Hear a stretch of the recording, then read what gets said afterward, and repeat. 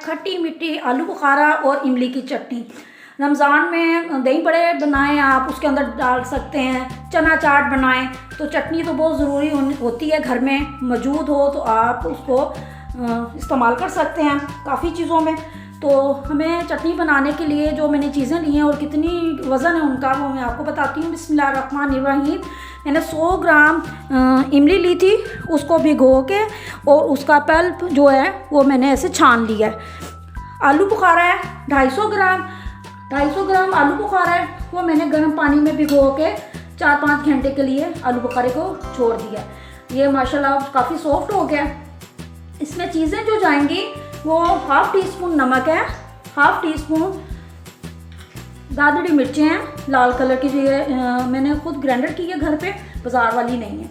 उसके बाद ये है हमारे पास सूंड जो खुश्क अदरक होता है, ये तमाम चीज़ें डालो भी।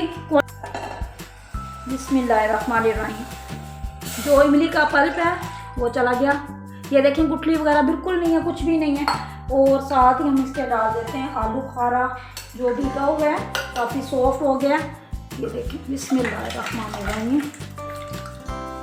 इसी के अंदर पकेगा और मज़ीद पानी डालने की ज़रूरत नहीं है।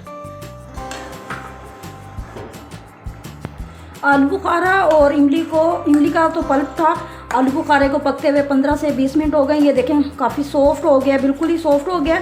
अब जब आलू बुखारा सॉफ्ट हो जाए तो तब आपने इसके अंदर चीनी डालनी है, पहले चीनी ऐड नहीं करनी। 1 कप मैं इसके अंदर चीनी डालूँगी, आप हस्बे ज़ायका जैसे आपको पसंद है डाल सकते हैं।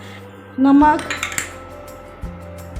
खुश्क अदरक, लाल मिर्च का पाउडर डाल के अब इसको मज़ीद हम इतना पकाएंगे कि ये थोड़ी सी गाढ़ी हो जाए।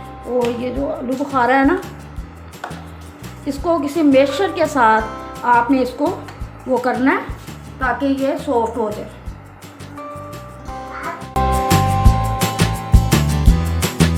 मसाले डाल के ये देखिए माशाल्लाह ज़बरदस्त, जैसे ये बबल्स आना शुरू हो गए हैं ना, तो आप ये देखें गाढ़ी भी हो गई है। ये ठंडी होके और थोड़ी सी गाढ़ी हो जाएगी। तो मैं इस टाइम पे आके फ्लेम बिल्कुल बंद कर रही हूँ। माशाल्लाह ये देखें खट्टी मीठी आलू बुखारा और इमली की चटनी बनकर तैयार हो गई है। ये देखें माशाल्लाह, आपने घर पे लाजमी ट्राई करनी है।